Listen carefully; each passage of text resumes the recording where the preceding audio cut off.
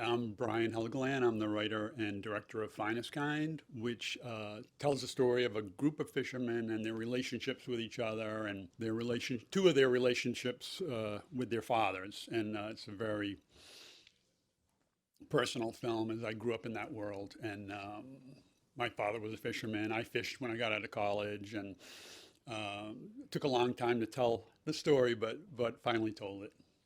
First of all, it's deep sea fishing. So the guys are on the boat together for a week at a time. They leave sight of land, end up 100 miles offshore, and you're with that group of guys for 7 to 10 days straight at a time, leaving your family behind, not in communications. It's not like you can get on your cell phone and talk to your family back home or your kids. So it's a very old fashioned in that we go off to work, and it's like being in a coal mine in a way, and in tight quarters. So you better all get along, because if you get on each other's nerves, there's going to be trouble. And there's a lot of, sometimes it's feast or famine, because you make as much money as you catch. So if the engine breaks down, you incur all those costs, but you haven't made any money, and that can put on financial pressure. You're at the mercy of the price of fish.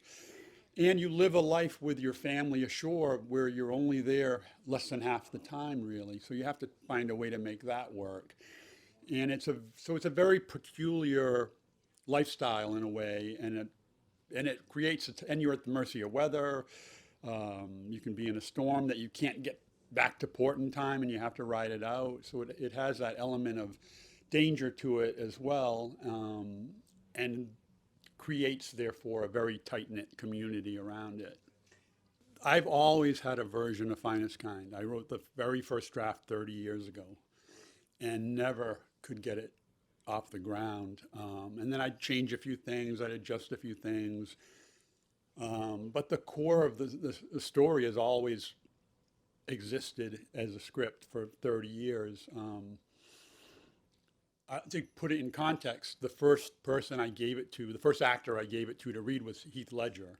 We had done Knight's Tale together. I wanted him to play the Toby Wallace part, and Heath was, 22 years old at the time, and he read the script and said, yeah, I'm in. But he wanted to play the part Ben Foster plays, and I said, you're too young to play the older brother. And in his mischievous way, he said, wait for me then. And I agreed. And obviously he passed, and that was the first attempt at making it. I was talking to different actresses about the part, and it was always like a thing like, we can't get the schedules lined up to talk about this. And I said, well, what's she shooting? And someone said a show called Wednesday, and I didn't put it together with Wednesday. So I'm like, okay, she's doing some show called Wednesday. None of it, it's all like funny now, but it was just the name of the week. The sequel, I guess, is going to be Thursday. I don't know. So I had no idea what she was about to become. Certainly, she was popular from the stuff she had done previously, but she is a total professional.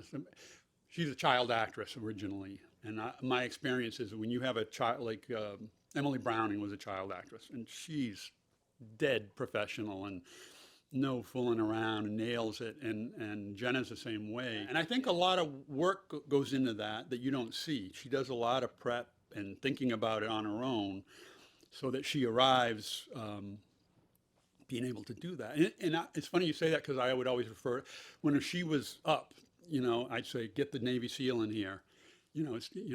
Get we need our Navy SEAL, is how I referred to her, because she would just arrive, boom, 2 takes, and we were done. It has crime elements in it, in a sense that they allow you to push the drama ahead much quicker, because those circumstances become so crucial, and people have to it puts everyone in a crucible, and you have to make these kind of life or death decisions.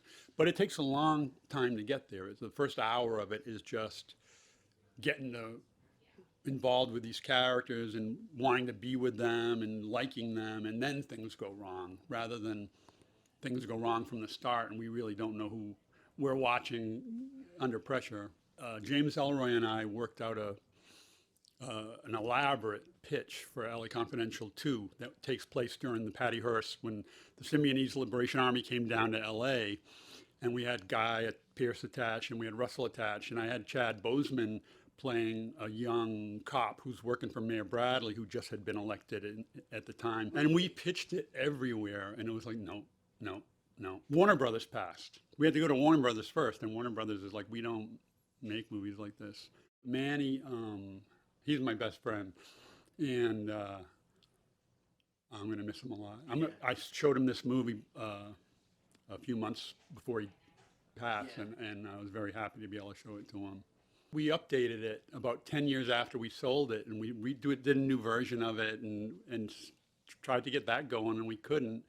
But I think that film could still be made. There's nothing about it that is dated. It is a big 90s action movie, you know, with a lot of heart and stuff, so you'd have to get the little bit of a throwback. I have a thing at Sony, which is a remake of The Professionals, the old Burt Lancaster, Lee Marvin movie, which I think could be great. That's a Western, and this is a modern day story, but it's all on hold, you know, so obviously. But I'd like to do that.